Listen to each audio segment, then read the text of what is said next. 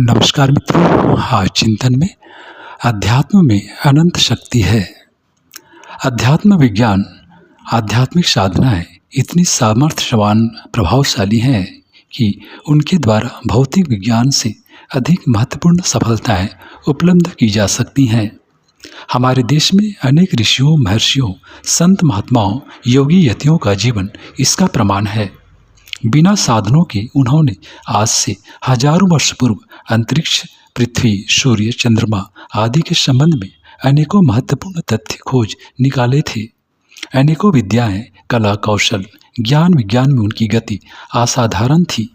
बड़े बड़े राजमुकुट उनके पैरों में झुकते थे, लेकिन अपनी अध्यात्म साधना के समक्ष वे सब कुछ महत्वहीन समझते थे और निरंतर अपने ध्येय में संलग्न रहते थे।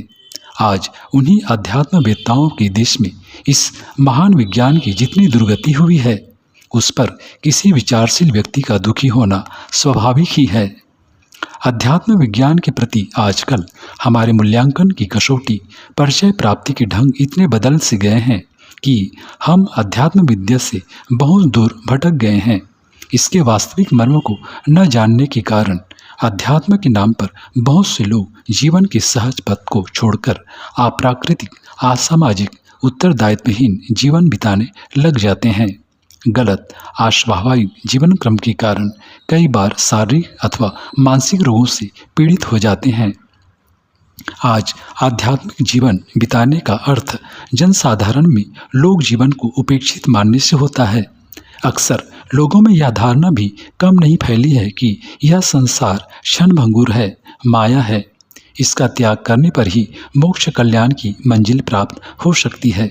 इसी धारणा से प्रेरित होकर बहुत से लोग अपना कर्तव्य, अपनी जिम्मेदारियां छोड़ बैठते हैं, अपना घर बार छोड़ बैठते हैं। लेकिन यदि घर गृहस्थी को छोड़ना, अपने कर्तव्यों से मुंह मोड़ना ही आध्यात्मिक पथ पर बढ़ने का प्रथम चिन्ह है, तो सारे ऋषियों को हमें आध्यात्मिक इतिहास से हटाना पड़ेगा, क्योंकि प्रायः सभी ऋषि महर्षि गृहस्थ थे। जनसाधारण का स्वाभाविक सहज जीवन बिताते थे, गुरुकुल पाठशालाएं चलाते थे, जनता के धर्म शिक्षण का दायित्व पूरी तरह निभाते थे। ऋषियों ने संन्यास आश्रम की व्यवस्था करके घर छोड़ने की बात भी कही थी, लेकिन जीवन के शेष चौथे भाग में, वृद्धावस्था में, वह भी मुक्ति के लिए नहीं, अपितु जीवन भर अर्जित ज्ञान से समाज को लाभान्वित करने, परमार्थ के जीवन बिताने के लिए। सांसारिक दृष्टि से भी धर्म, अर्थ, काम के बाद फिर मोक्ष का नंबर आता है। खेद होता है जब लोग अपने परिस्थितियों में जीवन के निखरे बिना, संस्कारित हुए बिना अपने स्वाभाविक जीवन पथ को छोड़कर संसार को छोड़ते हैं, अपने कर्तव्य उत्तरदायित्वों से मुंह मोड़ते हैं। चूँकि उनकी वृत्तियाँ परमार्थिक, परमार्जित तो होती नहीं, इसलिए आगे चलकर अनेकों दुविधाओं, द्वंद्वों में पड़कर वे अशांति और असंतोष का जीवन बिताते हैं, अपने आप को कोसने लगते हैं। संसार में क्षणभंगुरता के पाठ को पढ़कर न जाने कितने होनहार व्यक्तियों का जीवन नष्ट हो जाता है।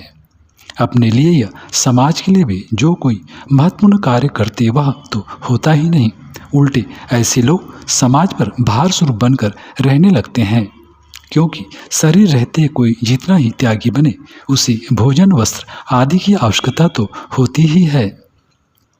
वस्तुतः मुक्ति जीवन के सहज विश्वास क्रम की यह वह अवस्था है जहाँ मानवीय चेतना सर्वव्यापी विश्व चेतना से युक्त होकर स्पंदित होने लगती है और उसमें से परमार्थ कार्यों का मधुर संगीत गूंजने लगता है।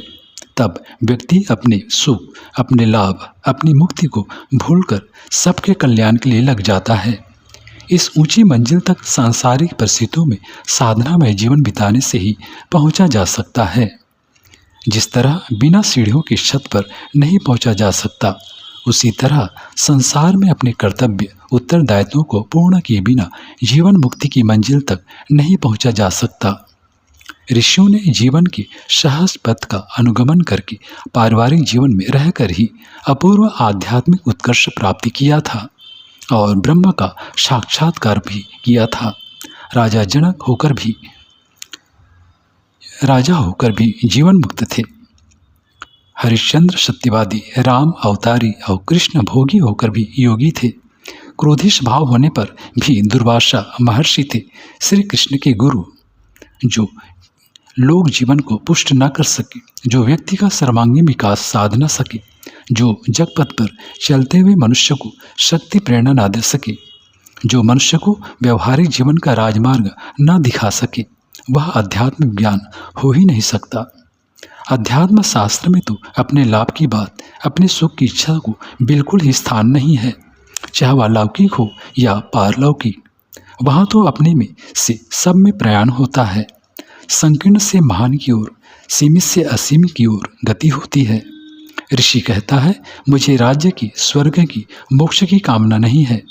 मुझे यदि कोई चाह है तो वह दुखी आर्त लोगों की सेवा करने, उनकी दुख दर्द को दूर करने। कैसा महान था हमारा अध्यात्म शास्त्र, जो मोक्ष, स्वर्ग, राज्य की संपदाओं को ठुकरा देता था। एक हम है कि संतान, धन, पद, यश, स्वर्ग की प्राप्ति के लिए अध्यात्मवादी बनने का प्रपंच रखते हैं, अपनी आत्मा को धोखा देते हैं। वस्तुतः जो अंतर्बाह्य, लौकिक, पारलौकिक सभी क्षेत्रों में हमें व्यक्तिवाद से हटाकर समष्टि में प्रतिष्ठित करे, व्यक्तिगत चेतना से उठाकर विश्व चेतना में गति प्रदान करे, वहीं से अध्यात्म की साधना प्रारंभ होती है। मित्रों, अध्यात्म के नाम पर हमारे यहाँ गलत आचरण, विचित्र रहन सहन, अजीब आदतों, कौतूहलपूर्ण हरकतों को भी बड़ा महत्व मिल गया है और इनसे समाज को गलत प्रेरणा भी मिलती है। अप्राकृतिक जीवन, विकृत आचरण, फूहड़ रहन सहन भी हमारे यहाँ आध्यात्मिक गुण समझे जाते हैं। विचार कीजिए, कभी ऐसा अध्यात्म जो जीवन को अस्वाभाविक बनावे, क्या मनुष्य का कल्याण कर सकता है?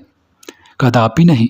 आवश्यकता इस बात की है कि हम अपने अध्यात्म विज्ञान के महत्व को समझें, उसके बारे में पर्याप्त जानकारी करें और इसके नाम पर जो गलत बातें प्रचलित हो रही हैं उनसे अपना बचाव करें। अध्यात्म को अपने जीवन विश्वास का आधार बनाएं।